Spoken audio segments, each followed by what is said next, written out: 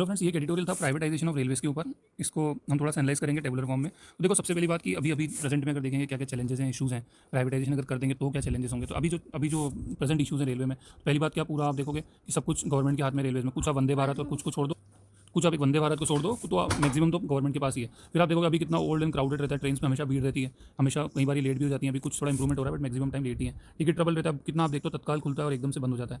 बहुत ज़्यादा हमको भी, जो भारतीय सरकार को भी कितना ज़्यादा ऑपरेटिंग कॉस्ट लग रहा है। उसके बाद आप देखोगे कि पैसेंजर टिकट अगर हम उससे रेवेन्यू देखें तो इतने इतने रेवेन्यू में तो हमारा ही ऑपरेटिंग कॉस्ट ही नहीं निकलता। फिर अभी जो फ्लाइट ट्रॉफिक है वो रेलवे से जाना जो है ज़्यादा वो फेवर कर रहे हैं, क्योंकि वहाँ पे हाई जो रोड ट्रांसपोर्ट में कम पैसा लगता है और इससे भी हमारा रेवेन्यू कम हो रहा है। फिर जो ओल्ड स्टफ है हमारा, तो वो जो ट्रैक्स हैं सब कुछ एजिंग हो रहे हैं, तो उसमें भी फिर हमको और अभी रिन्यू करना है तो पैसा लगेगा। ये कितनी सारी लैंड्स हैं फ्रेंड्स जो रेलवे के पास है, जो वेस्टेड लैंड है, तो उसका अंडर यूटिलाइजेशन हो रहा है। अब अगर प्राइवेटाइजेशन कर देंगे तो क्या होगा, देखो एक ये डर है कि हाई प्राइस हो सकता है, तो इसलिए डर है। लेकिन यहाँ पे एक एग्जाम्पल आता है एयरवेज का। तो एयरवेज में जब प्राइवेटाइजेशन किया गया तो आप देखो इंडिगो रेलवे आई, इंडिगो एयरलाइंस आई, दूसरी आई, तो और ऑपरेटिंग कॉस्ट कम हुआ है। ठीक है, फिर उसके बाद ये है कि हम जो रेलवे की एक अंग्रेजों के टाइम से काफ़ी पहले से एक जो इमेज है, हम ऐसा नहीं चाहते कि पूरा मॉडर्नाइज हो जाए और ट्रेडिशनल जो रेलवे वो खत्म हो जाए, तो ये भी एक चाहते हैं। अब देखो यहाँ पे राइटर ने कुछ अच्छी अच्छी बातें, कुछ सोल्यूशन लिखे हैं। सोल्यूशन क्या लिखी, वे फॉरवर्ड हमारे लिए बहुत जरूरी होता है।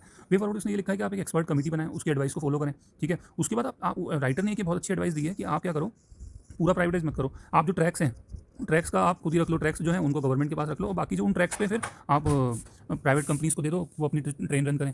उसके बाद राइटर ने एक बात ये भी कही है कि आप जो रूल्स हैं बहुत स्ट्रॉन्ग रूल्स बनाओ। ठीक है, कमेटी जो है स्ट्रॉन्ग रूल बनाए और उसको सेफ्टी और इफिशिएंसी और फेयर प्रैक्टिसेस हो, इस तरह से आप उनको इंश्योर करो। फिर उसके बाद मॉडर्नाइजेशन के बारे में कहा है कि देखो, जैसे कि for example bullet train opportunity, तो आप बुलेट ट्रेन इस तरह से डेवलपमेंट करो और ट्रेडिशनल भी, मतलब बुलेट ट्रेन को डेवलप करो, लोगों का परसेप्शन जो है उसको चेंज करो। ठीक है, तो ऐसे धीरे धीरे एक स्विफ्ट चेंज आएगा। उसके बाद देखो यहाँ पे चाइना का एग्जांपल दिया है कि चाइना ने की जो स्ट्रेटेजी रही है उसने क्या कर रखा है, ऐसा नहीं है कि एक ही के पास सब कुछ है, वहाँ पे कुछ ऑनरशिप उन्होंने अलग दी हुई है और कुछ अलग दी हुई है, तो हमें चाइना के उससे हम सीख सकते हैं। और यहाँ पे एक राइटर ने बात की है कि बहुत बड़ा पोटेंशियल है to attract investment by capitalising. तो हम अगर हम रेलवे को प्राइवेटाइज करते हैं तो एक बहुत बड़े इन्वेस्टमेंट आने की भी हमारे पास उम्मीद है। तो ये कितने अच्छे अच्छे पॉइंट्स हैं प्राइवेटाइजेशन ऑफ रेलवे। तो ये फ्रेंड्स आप देख सकते हो, GS3 इंडियन इकोनॉमी का एक ये टॉपिक है और बहुत अच्छे से इसको राइटर ने बताया। मतलब आप देखो कितने छोटे आर्टिकल में हमको कितने पॉइंट्स मिल गए। Okay friends, thank you so much.